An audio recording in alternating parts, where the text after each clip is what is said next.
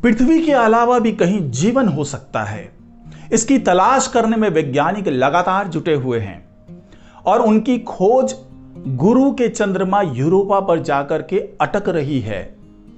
जैसा कि मैंने पिछले वीडियो में बताया था आपको कि किस तरीके से वहां पर ऑक्सीजन के दर में गिरावट आई है, जिससे वैज्ञानिक एक बार फिर सोचने को मजबूर हो गए हैं कि यूरोपा पे क्या जीवन का कोई स्वरूप हो सकता है। तो उस वीडियो में मैंने बताया था कि इसको समझने के लिए वैज्ञानिक जल्दी ही मिशन शुरू करने वाले हैं। तो ऐसा ही एक मिशन नासा शुरू करने जा रहा है और उनका स्पेसक्राफ्ट जो क्लिपर नाम से है, वो क्लिपर मिशन है। तो वो स्पेसक्राफ्ट अक्टूबर में, इसी साल अक्टूबर में लॉन्च होने वाला है और वो यूरोपा पर जाकर के किस किस चीजों का पता लगाएगा और ये मिशन कैसा होने वाला है, ये तमाम जानकारी मैं आपको इस वीडियो में देने जा रहा हूं। तो इस वीडियो में लगातार बने रहिए। मैं हूं डॉक्टर सुरजीत सिंह और आप देख रहे हैं महना मिस्ट्री। तो दोस्तों, हमारे इस चैनल को आगे बढ़ाने में सहयोग कीजिए और इस चैनल पर अगर पहली बार आप आए हैं इसको सब्सक्राइब कर लीजिए, क्योंकि इस तरह की बहुत ही रोचक जानकारी आपको आने वाली वीडियो में भी मिलती रहेगी। और अगर आपको ये वीडियो पसंद आए तो इसको लाइक कीजिए, दोस्तों को शेयर कीजिए और साथ ही कमेंट जरूर कीजिए। तो दोस्तों, जो ये क्लिपर मिशन है, जो नासा का ये मिशन है, इसके तहत एक स्पेसक्राफ्ट करीब 64 करोड़ किलोमीटर की दूरी तय करके जुपिटर के चंद्रमा यूरोपा पर पहुंचने वाला है।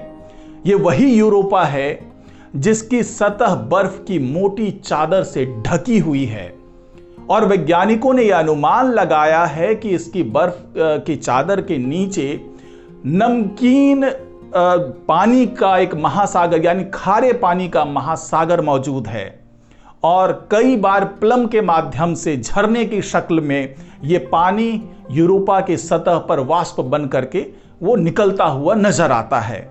और वहां से कई बार हाइड्रोजन की गणना की है वैज्ञानिकों ने। पहले भी जो जूनो मिशन था नासा का, वो हालांकि कई ग्रहों का चक्कर लगा रहा था वो स्पेसक्राफ्ट, लेकिन इस बार जो नासा ने मिशन शुरू किया है, जो क्लिपर मिशन है, वो खास तौर से इस बात को ध्यान में रखकर शुरू किया गया है कि वो केवल और केवल यूरोपा के चक्कर लगाएगा और यूरोपा पर मौजूद तमाम तत्वों का परीक्षण करेगा और ये पता लगाएगा कि वहां पे कौन से ऐसे तत्व हैं या क्या वहां पर जीवन का कोई स्वरूप मौजूद है।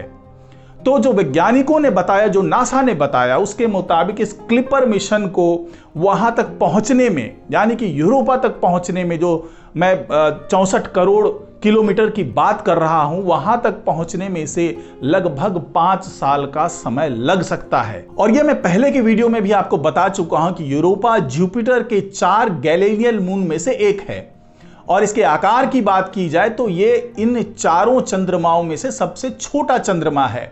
लेकिन अभी तक जिस तरीके से जुपिटर के 95 जो उपग्रह हैं, जो चंद्रमा है, उसकी खोज की गई है, तो उसमें से ये चौथा बड़ा चंद्रमा है और यहीं पर जीवन की उम्मीद की जा रही है, क्योंकि यहां पर बड़ी मात्रा में ऑक्सीजन भी पाया जा रहा है। और पहले के वीडियो में मैंने ये बताया था कि यह ऑक्सीजन 1 लाख लोगों के जिंदा रहने के लिए काफी है।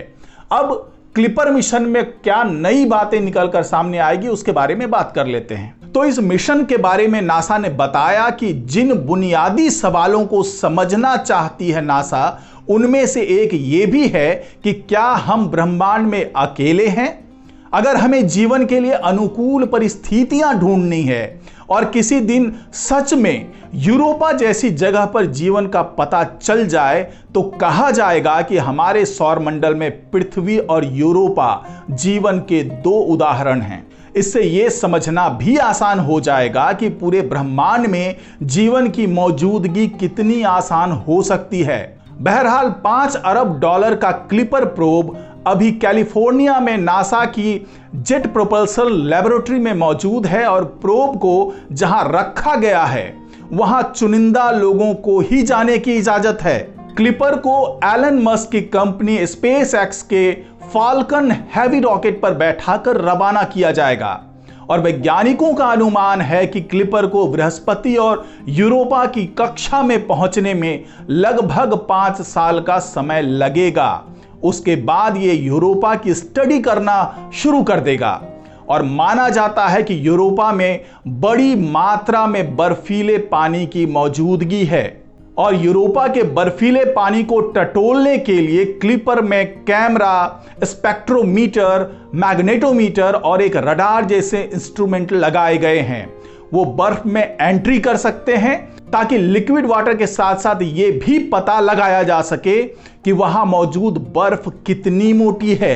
तो इसी क्लिपर मिशन के माध्यम से नासा ऐसी पहली स्पेस एजेंसी बन जाएगी दुनिया की जिसने यूरोपा पर इतने ज्यादा रिसर्च किए हैं और इस तरीके से मिशन चलाने की सोची है। और नासा ये चाहती है कि वहां पर क्लिपर मिशन पहुंच करके उन्हें ऐसी जानकारी मुहैया कराए, ऐसे आंकड़े दे जिससे ये पता लगाया जा सके कि क्या आने वाले कुछ दशकों में, कुछ हजार वर्ष में वहां पर जीवन के किसी स्वरूप का पनपना संभव हो पाएगा, या फिर क्या वहां पर वाकई ऐसे एलियंस लाइफ मौजूद हैं, ऐसे एलियंस मौजूद हैं। हो सकता है वो इंसान की शक्ल में ना हो, लेकिन किसी भी स्वरूप में क्या बर्फ की उस मोटी चादर के नीचे लाइफ की मौजूदगी हो सकती है, या फिर जो जीवन को सपोर्ट करने वाले तत्व हैं उसकी मौजूदगी हो सकती है।